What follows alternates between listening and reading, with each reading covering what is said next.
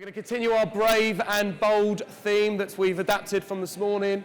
I'm being very brave. I've got new shoes on and I forgot how brave you have to be to wear them with no socks. So my feet are actually killing. So at one point I'm sure I'll have to roll onto this stage and roll off. But anyway, we are back. Okay, we've got 4 great sessions for you in the run up to lunch. We've also got our brand learning program, which is taking place as well. So the next session in that, which is our advertiser brand only sessions, is happening at 12:20 with DataZoo. So if you're registered to go and do that, please go there. We won't be annoyed, just a little bit. But here we have 4 great sessions. So continuing our bold and brave and stretching the limitations and working into new eras with media, we wanted to look at AI and how AI is working with ads. So we thought who better than to get Emmy Gal, who is the CEO of Tees Studios, onto the stage to take us through it. Let's give him a big round of applause. Yes, come on. Woo! Thank you. Thank you, Jeremy. Hello, everybody. As Jeremy said, my name is Emmy. And today I'm talking about AI. And mainly I'm going to talk about what I think the future of ads looks like. If my clicker worked, that would be amazing.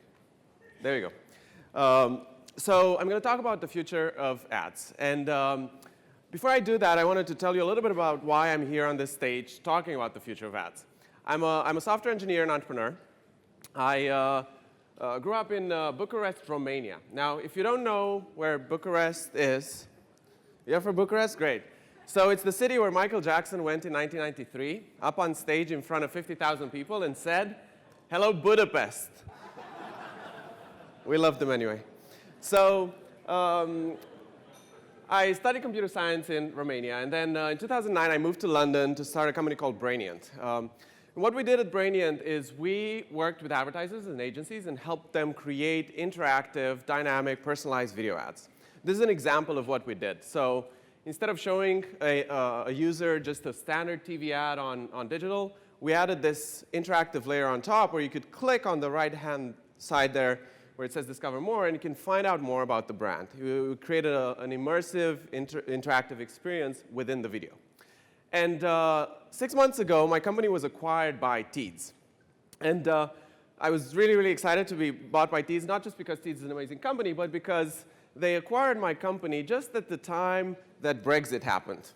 So as an immigrant in the UK, I was quite happy to move out to New York. However, I moved to New York, and this happened. So the French people in the room should be really happy that I'm not planning to move to Paris. All right, so what does the ad of the future look like? I thought before going and talking about the ad of the future, we should go a little bit into the past and give you a brief history of the ad. And by brief, I mean we're going to go back to 1472, when the first ad ever in circulation is documented. It was a parchment paper placed on church doors by a guy who had written a book and wanted to promote it. A couple hundred years later, the first newspaper ad was printed. It was an ad in the Boston Globe, I think, for real estate. Fast forward 150 years later, the first advertising agency was invented. Fast forward even more, in 1922, the first radio ad ever aired for $100. And then, obviously, 20 years later, the first TV ad to ever air was this. America runs on Boulevard. Very creative, I'm sure you all agree. So this ad costed $9, so great value for money back then. Fast forward to 1990s. This is the first banner that was ever placed online. It was on hotwire.com, which is Wired Magazine's website. It was for AT&T, and it had a 44% click-through rate. Talk about performance. Fast forward a bit more to 2005, YouTube sparked a kind of online video revolution. 2008, Facebook launched their social media advertising platform and sparked the social media revolution. In 2011, Tees launched Outstream, which is these ads placed in content. And then over the past few years, the kind of mobile revolution has been happening. So if you look at the past 500 years, what has changed?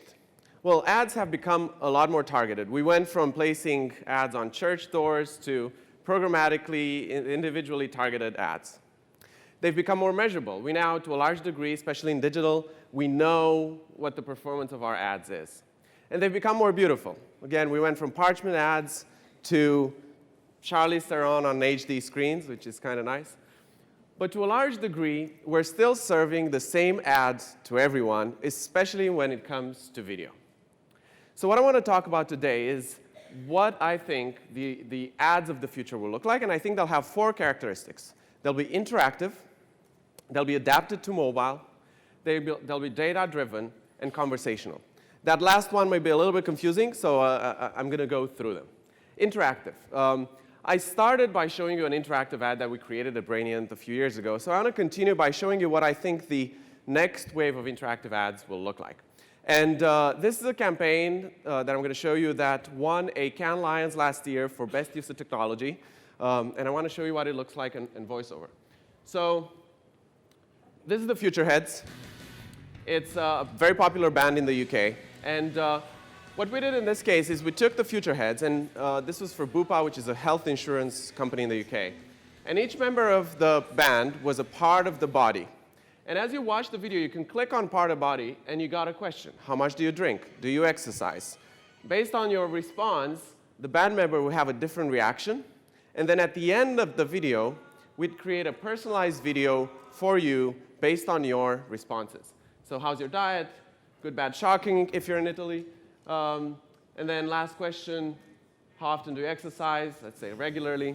And now that I've answered all these questions, what we do is we automatically create an ad for the individual based on 240 different bits of video. You can turn the volume up. So maybe up? Yeah.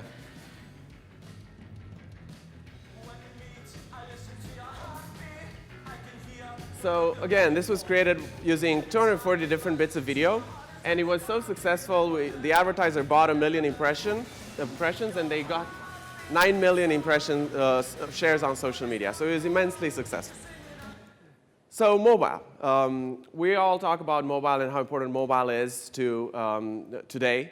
And the reality is that when you take a TV ad that an advertiser has created and place it on mobile, it doesn't really work because it's a little small video in the middle of the screen. So, for example, at Teads, we run mobile ads, right? And if you look at the ad in the middle, that's a standard TV ad that's placed on mobile.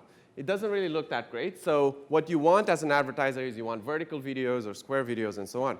The problem is advertisers don't really yet have these vertical videos or square videos. So what we are trying to do with Teads Studio is we're trying to make these video ads, adapt them for mobile. I'm not sure how many of you have seen this ad. Have you? It's an ad for Kenzo. So this is a beautiful, gorgeous ad. It was created, I think, last year. And when you take this and place it on a big screen, it looks amazing. However, when you go and you place it on a mobile screen, you really lose much of the effect. So what we've done to Studio is, this is our tool. You go and you take the ad and you put it in our tool. And what this does is enables you to adapt the creative for mobile. So you upload the video, and then if you preview this video on a mobile screen, or this is a desktop, and then if you create a mobile version, which you can do easily using our tool, and preview this creative on mobile, it will look something like this in the middle. So it's not that exciting. What you can do with our platform is you can make it vertical with one click and give it kind of a 360 effect. This way, you play the video full screen, and then people can tilt their phone or swipe on the screen to see the rest of the video. So creatives that are adapted to mobile, I think, will be very important for the future. Thirdly, data-driven. We have lots and lots of data as advertisers, as agencies, and we're not currently using this data to its potential in order to personalize the creatives. And a couple of weeks ago, my sales team at Teads asked me to talk a little bit about how data works. And I kind of drew this diagram that they all loved, so I placed it in this presentation. It looks something like this. An agency or an advertiser has a DMP. Within this DMP, they put in third-party data or first-party data. Third-party data is like cookie IDs and user IDs and information that they buy from third-party data providers. First-party data is information that the advertiser has, like CRM data and so on. You then take this data, put it into the DMP, and most advertisers and agencies have something called a buying engine, or this is kind of a tool that is used internally to create a kind of a 360 profile of an individual. You then take this data, and you can do two things with it. You can do targeting, and you can do dynamic creative. Targeting means targeting individuals based on that 360 profile. Dynamic creative means personalizing the creative in real time based on that data. This is an example. So you're running a video, and instead of just running a standard video, you can place information within the video that is tailored to this individual. So in this case, the individual, we know they live in Edinburgh. We know they travel a lot to London, so we're pulling in information that's relevant to them. And this is done in real time for each and every single impression that we deliver. And then lastly, conversational. So a couple of months ago, I started getting really, really excited about chatbots. How many of you have used chatbots so far on like Facebook and WeChat and so on? So if you've used chatbots, some of them are really, really, really interesting and amazing on Facebook, on WeChat, and so on. So what we tried doing was taking a chatbot experience and trying to integrate that experience into an ad. And this is what we got. So this is an ad for Tommy Hilfiger. And you have a little button that says Chat to Us. And if you click on that button, the chatbot engages with you and goes, do you want to see the collection? Or do you want to see behind-the-scene videos? Do you want to look at products or looks? If you choose that, it asks you what country you're in, so it knows what currency to give you the products in. You then choose products, and you can buy the products within the video. So it's kind of taking a one-way form of communication, video, and turning it into an interactive experience that can actually sell products. So interactive, mobile, data-driven, conversational. What is making all of this possible? Well, I think the one thing that is bringing all of these things together is AI. So I'm going to spend the second half of this presentation talking about what AI is, how it works, and give you kind of like an AI 101 in 10 minutes. So in order for a computer to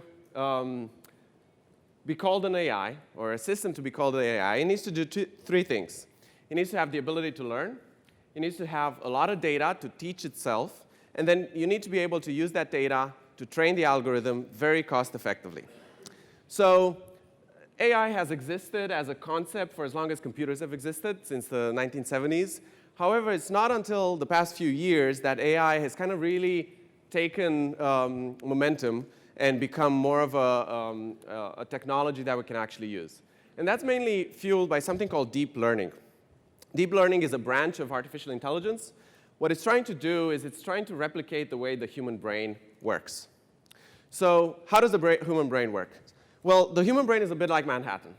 You have the streets in Manhattan, which are the connections between the neurons. They're called synapses. And then you have the skyscrapers, which are essentially the neuron blocks. The brain is structured in blocks of neurons. So what the brain does is essentially a massive pattern recognition machine. It goes and it looks at things and it recognizes patterns. At the very base level of these skyscrapers, it can recognize very simple patterns, like a line or a dot. As you move up into the skyscraper, it can recognize more complex patterns, like a rectangle. If you move up furthermore, it can recognize more complex patterns yet, like a table. It's kind of like a rectangle with lines, so you can recognize that. And as you move up to the top of the skyscraper, it could recognize faces, which is kind of the most abstract type of pattern recognition. So what computers are currently doing is they're trying to take this structure, this way that the brain works, and replicate it into a machine. So how do you do that? Well, let's say you wanted to recognize a face, or you wanted to recognize that a photo has a face in it. The way that would work is you first look at what's called edges in that image. So that's an image. If you look at the difference of color between the hair and the face, that's an edge. And what the system does is it then takes that edge and says, does this edge combine into being something more? So it creates what's called features, like a nose or an eye or an eyebrow. And then at the very end of this cycle, where each pattern is more of an abstract pattern, you have the ability to recognize faces. And computers are now better than humans at recognizing objects in images and videos. Let me repeat that. Computers are better than humans at recognizing objects in images and videos. This is a competition called ImageNet, where the human error is around 5% in detecting or recognizing objects correctly in images and videos. And there's a team at Google that did a research on ImageNet, on this competition, and they had a 4.3% error rate. So they were better than human beings at detecting objects and images. So then they took those same algorithms, and obviously because they're Google, they fed those algorithms 10 million YouTube videos. And then they asked the algorithm what they see. What you see here, they're not drawings by someone. They are a representation from an algorithm on what it's seen in YouTube videos. So it saw a face. You can see there's a human shape. I don't know, I'm not sure if you can see it, but it's there. And then obviously this is YouTube we're talking about, so it saw a lot of cats. And so computers can now take photos, videos, and they can recognize these objects and images really, really well. What's fueling most of this is something called Moore's Law. What Moore's Law says is every 18 to 24 months, the number of transistors on a chip double, which means you're getting twice the amount of power, and it becomes twice as cheap. So if this trend continues, and there's no sign that it won't, by 2025, we should have computers that are able to compute the same number of computations per second as human beings, which is quite amazing because 2025 is like 8 years from now. So deep learning, lots of data, and the ability to use that data to train these computers really, really cheaply. So this is all great, but can artificial intelligence and computers create art? We have this view that art is a pretty abstract, intuitive endeavor, and that computers will never be able to be creative. They'll just be able to compute calculations. So a team of researchers went out to prove that that is wrong. So they went and they took an image, took a number of images from famous artists. Like they took Picasso, they took Van Gogh, they took Kandinsky, they took Turner, and they trained this algorithm on how to draw like those artists.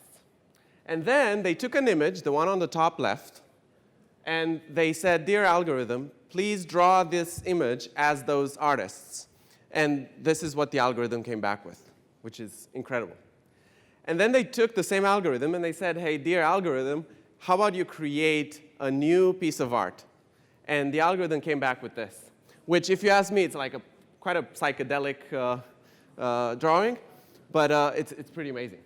And then another team of researchers did a similar but very different experiment where they took classical music songs, about 10 million of them, and they trained an algorithm on what good music sounds like. And what I'm going to play is not, it will sound like piano.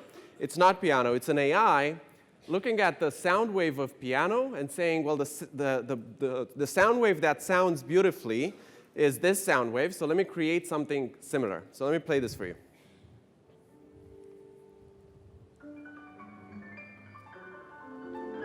So this sounds very much like piano, but it is not. It's a little bit chaotic, but it shows you that algorithms are becoming really, really good at creating things that we would consider art. So this is all great, right? AI is creating better ads, it's creating self-driving cars, it's solving things in medicine. So what should we do? As people working in the advertising industry, for the most part, agencies, advertisers, publishers, and so on, what are the things that we should do to be prepared for this future? Well, 3 things. 1, I think we should build teams of engineers and creatives that work together. Right now, we have startups and technology companies, we have creative agencies, we have media agencies, we have advertisers, and they work in silos. I think in order to benefit from AI, we need to combine teams of creatives, poets, and engineers. Secondly, I think advertisers and agencies, but advertisers in particular, should invest in a DMP strategy. DMP stands for Data Management Platform. It's essentially a tool that aggregates all the different data points and interactions that an advertiser has with their audience, with their consumers, and stores that data in a way that it can be used in the future. So your algorithm is only going to be as good as the data that you have to train it. So having this data available is instrumental. And thirdly, I thought I should end on a more personal recommendation. So I'm going to recommend 3 books that are non-technical, that I think anyone can understand. And if you read these 3 books, I think you'll be prepared for this AI revolution. Number one, there's a book called The Innovator's Dilemma by Chris Christensen. It is not necessarily about AI. It's more about disruption. It's about how companies don't realize what the future will look like until it's too late and they become disintermediated. BlackBerry is a good example. Nokia is a good example. And there are many, many, many more in history. So it's a book about how to see trends and how to jump on trends before they become mainstream. The second book is one of my favorite novels. It's a book called The Circle, about a company in the future called The Circle. That's the combination of SpaceX, Tesla, Google, Facebook, Twitter, maybe not Twitter, and what that impact has on the world. And they've made a movie with like Emma Watson and stuff. It's not very good, so read the book, it's better. And then the last book is called Superintelligence. It's written by a guy called Nick Bostrom, who's a professor in Oxford. It's the best book on how we're going to get to have general AI. Don't be scared about the title. It's not a technical book, and it really, really talks about how we're going to get there. And then lastly, don't forget, it's Bucharest, not Budapest. Thank you very much.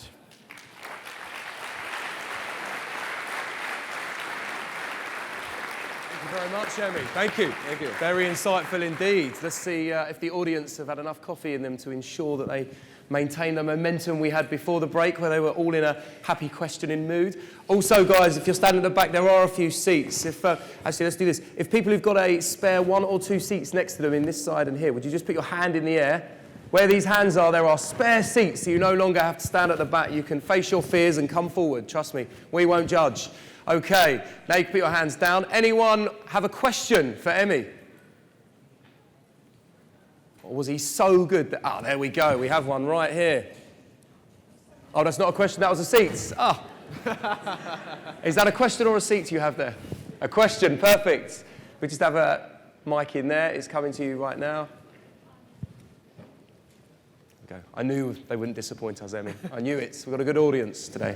Hi, I came from the Exchange Lab. Hi. I'm just wondering, artificial intelligence, there's a lot of chat going on about it in the marketplace at the moment, but most small players, certainly ad tech players, I think are a bit nervous to come out and say, we've got AI that's going to drive us forward, primarily because you put that next to IBM's technology and other sort of businesses that are putting things out there. Who do you think is going to be the first player to really bring this into the space? In ad tech? Yes. So there are a number of players that are already using more simple versions of AI to do things. So I'll give you 2 examples. At TEEDS, we use something called machine learning linear regression to decide what individual to show an ad to in order to optimize for the advertiser's objective. So if their objective is to get as many clicks as possible, we'll look at that 360 profile that we've created for an individual and decide whether they're likely to click or not. So I think basic versions of AI are already being used by some ad tech companies in order to optimize for the targeting part. I don't think it's yet used enough for the dynamic creative part, so for personalizing the actual ad. That's something that we're working on and some other companies are working on. And the second company that I know does a lot of stuff around machine learning, again, relatively simple models like clustering various different users in different buckets and so on is AppNexus. IBM, I know, who are after me, have a team that is working on applying machine learning to marketing. So there are a lot of initiatives. They're relatively nascent in their complexity, but I think over the next couple of years we'll see a lot more of that happening because the technology is there. Okay, we have time for another question, if anyone has one there. Okay, that's deadly silence. Right. Thank you very much. Thank you. Emmy, thank you very much. Give them a round of applause.